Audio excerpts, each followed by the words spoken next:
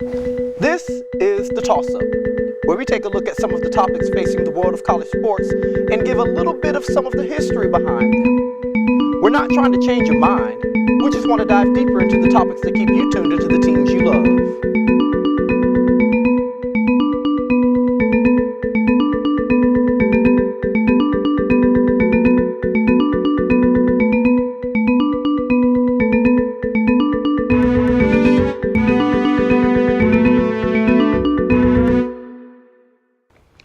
Since the formation of the Bowl Championship Series, belonging to a Power 5 conference has been a priority for many programs across the college football landscape.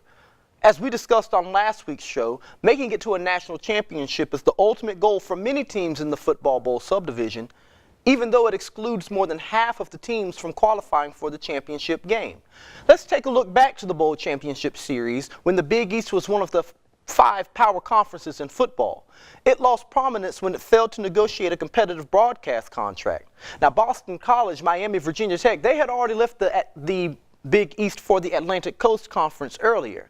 So later on, the Big East was then abandoned by Syracuse, Pittsburgh, and Louisville, who also left to join the Atlantic Coast Conference because of the higher broadcast contract and the equal distribution in revenue.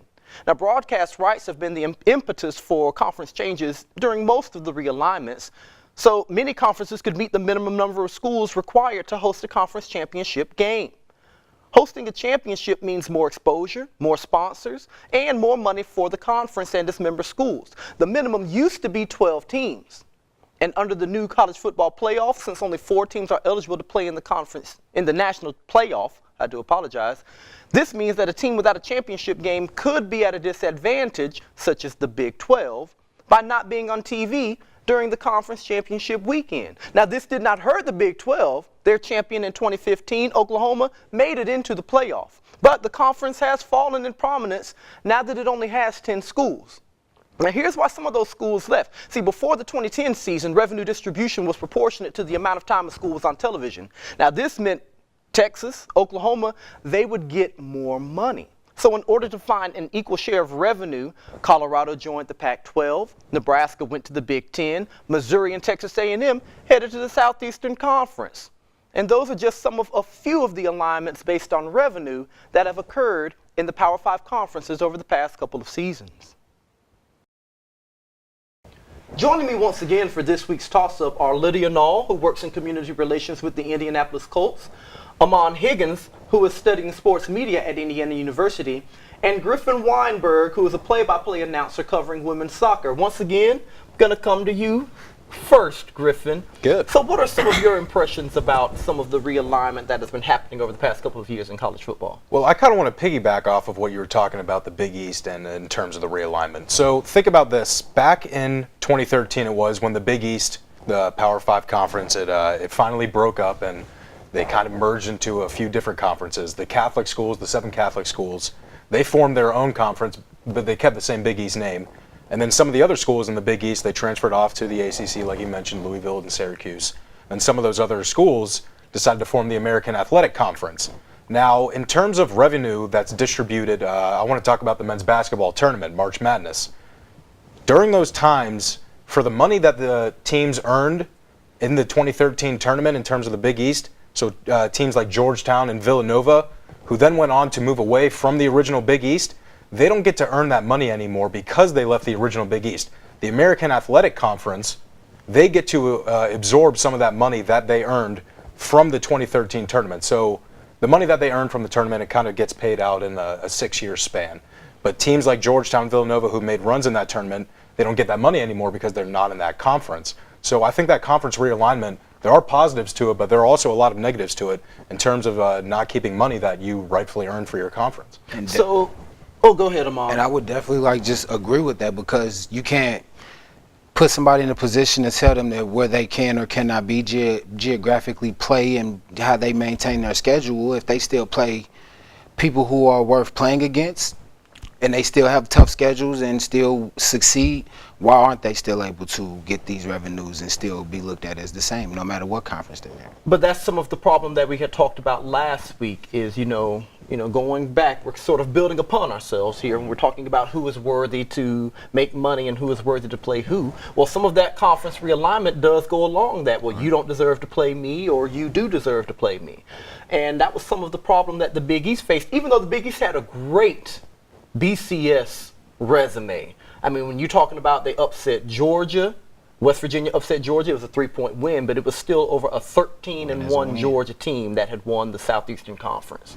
You're talking about they were very respectable in their postseason conference, but it was always assumed, well, they're a weak conference, they can't beat anybody or whatever the case may be. And that's not fair, because games are played on paper or on the field. So if we're deciding that they're played on paper, then yeah, you're right. The Big East is a bad conference. But if you're deciding that it's decided on the field, then the field tells a different story, right, Lydia? Yeah, I would agree. And I think, again, referring back to some of the revenue things, I think we automatically assume that some of these more wealthy schools and these bigger schools that are already bringing in more money are automatically going to be able to build these bigger athletic programs that then translate into their teams. And that can be the case, but again, like we talked about last week, some of those smaller schools could have a chance to compete with some of these bigger schools if given the chance inside of the conference they're in. I think one of the more interesting things when you talk about conference realignment is what happened with the Big Ten a couple of years ago. You're talking about a conference that was already at 11 schools by convincing Penn State to come on into the folds. And then eventually Nebraska decides, hey, I want to go somewhere where I can make more money. And then Maryland decides that the Atlantic Coast is no longer a good fit for them. And Rutgers. When we look at things of that nature, and you have some of those, traditional rivalries in Maryland, Virginia, you may not know this because you're in Big Ten country, but that's a huge rivalry. Doesn't exist anymore. Maryland, Duke, doesn't exist anymore. Is it fair to the fans, since they're the ones we're expecting to pay these ticket prices, or do we care about whether or not it's fair to the fans? Griffin? I mean, you can't really take away a classic rivalry. I mean, there's some instances where, yes, it makes sense where you can create a new rivalry. I know you were talking about this before the show. But there's some times where you just really can't mess with it, I mean, all right, so this is never going to happen, but Michigan and Ohio State, I don't ever see them leaving the Big Ten and losing that kind of rivalry. But yeah, I know, I hope not too. But I don't ever see, big rivalries like that being messed up. Now, sometimes some of those teams will also go to the same conferences, like Syracuse and Louisville. They have a big pass from being in the Big East.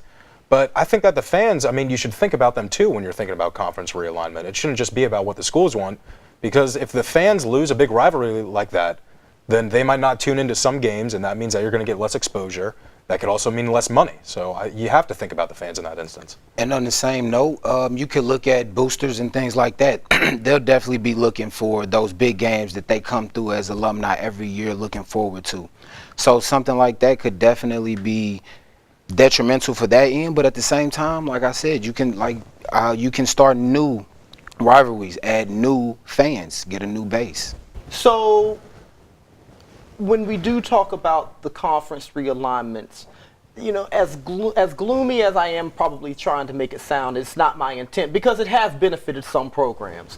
When you look at how Louisville goes from pretty much who cares status to going into Conference USA, biding their time, going into the Big East, biding more time, and now they're a member of the ACC.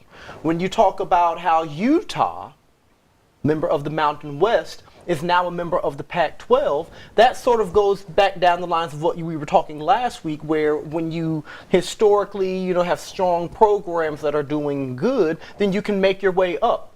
So along that train of thought, do we expect over the course of a couple of years or some sort of an eventuality where all 130 teams within Division I will be in those 5 conferences? I don't think that's going to happen. I know I've seen like a lot of plans where people have, they have their theories, and they would love to see all Power 5 conferences have 16 teams in there. So, I mean, they can spread it out a little bit more, but seeing all of those teams in Power 5 conferences, I just don't see it happening.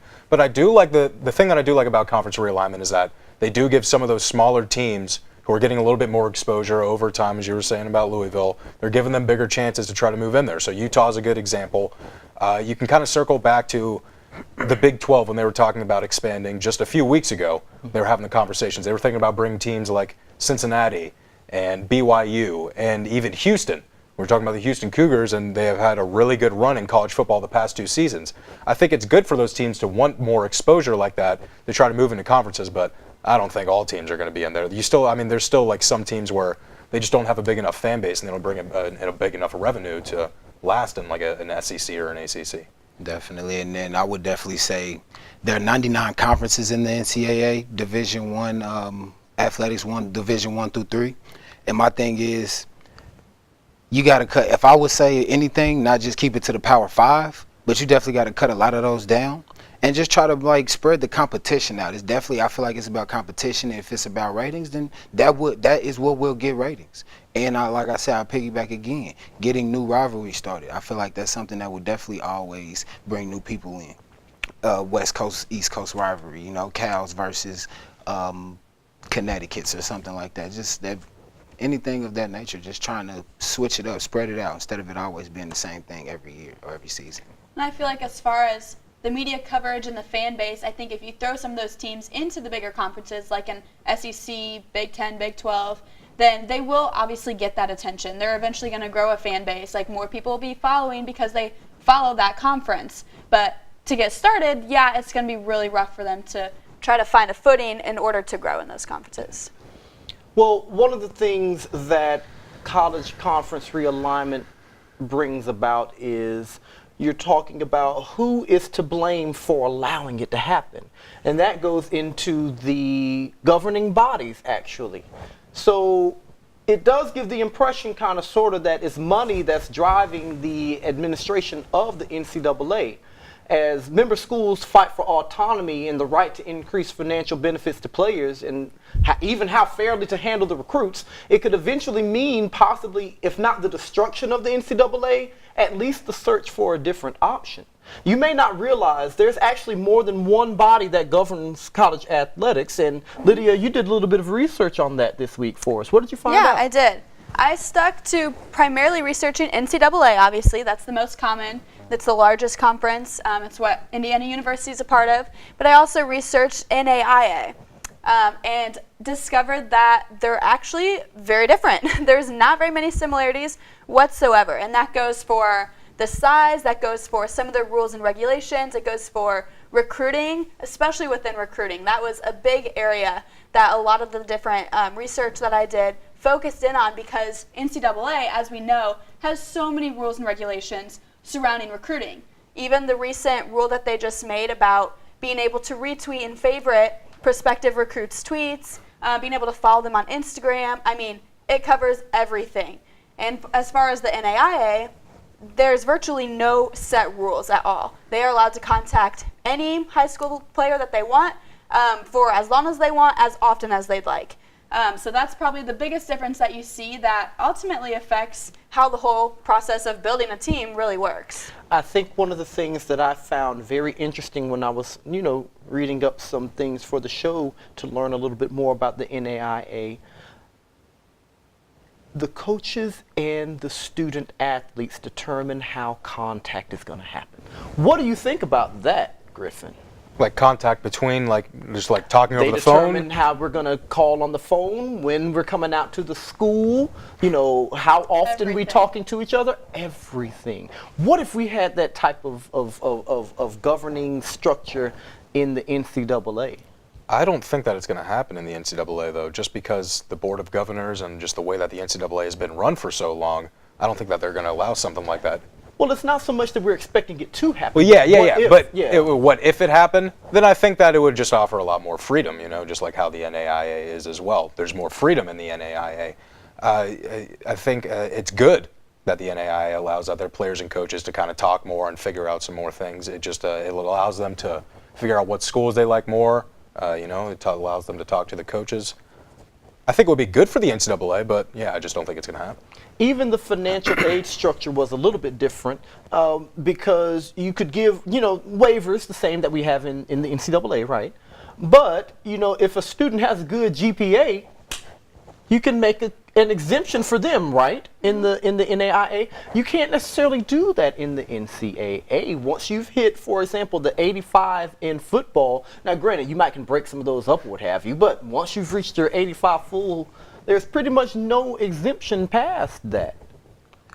And I would like to just speak on that because I'm a supporter of the NAIA and the National Athletic Intercollegiate Association, and what they stand for as a body and what they do as a body. But with the recruiting, that instance of not having rules or regulations on recruiting in the NCAA would be detrimental, because I don't want to downplay the NAIA, but the competition is usually never as good. These are usually players trying to develop to get better, to make it to the NCAA Division I teams, or maybe get seen to make it pro. So NCAA teams are privileged enough to be on a big enough stage to where the best players in the world want to come represent these schools. So it's different when you have people who are 2-star recruits, and 3-star recruits are usually looked upon as better. But when you, in basketball, when you have 1- and 2-star recruits and they end up in these NAIAs, because these coaches are allowed to show them all the love and the respect and give them everything that they want, talk to them as much as they want, that kind of puts it on a different playing field, level field. And I feel like the NCAA is too big of a body, and it's too powerful to allow people to put that much influence on people, especially dealing with boosters and things like that, who can put up a little bit more money to pay for different things like cars that some other schools probably couldn't afford. But isn't that part of the problem, the fact that there is so much restriction that people are going under the table to give freedom? Right, and I mean, I'm not saying that everything the NCAA is doing to, I guess, control that spectrum is right, but sometimes you do have to put forth policies to make sure, I know, it's a level playing field. Rick Pitino and the Louisville Cardinals, they have people under the table getting favors done promiscuously for players. Well, let's not put no accusations out there that we can't prove now. They've allegedly found these things happening and going on.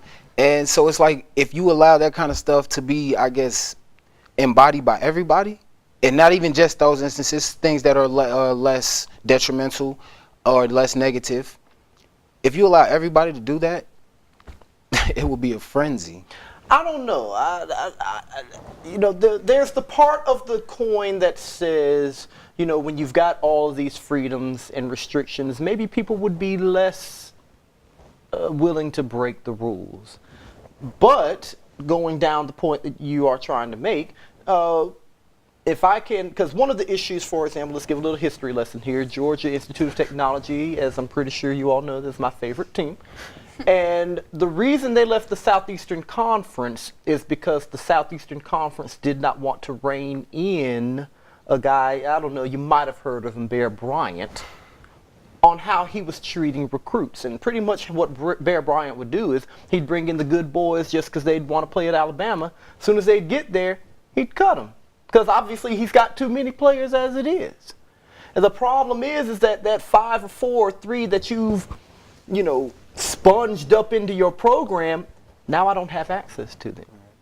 So as fair as the NAIA practices could possibly be, yeah, you do run the risk of going back into the history of NCAA, which is not always something that's a good move, I think to some extent, like you were mentioning earlier, with such the competition, the attention, and the number of recruits that these teams look at, you have to have rules in place to have any sort of organization.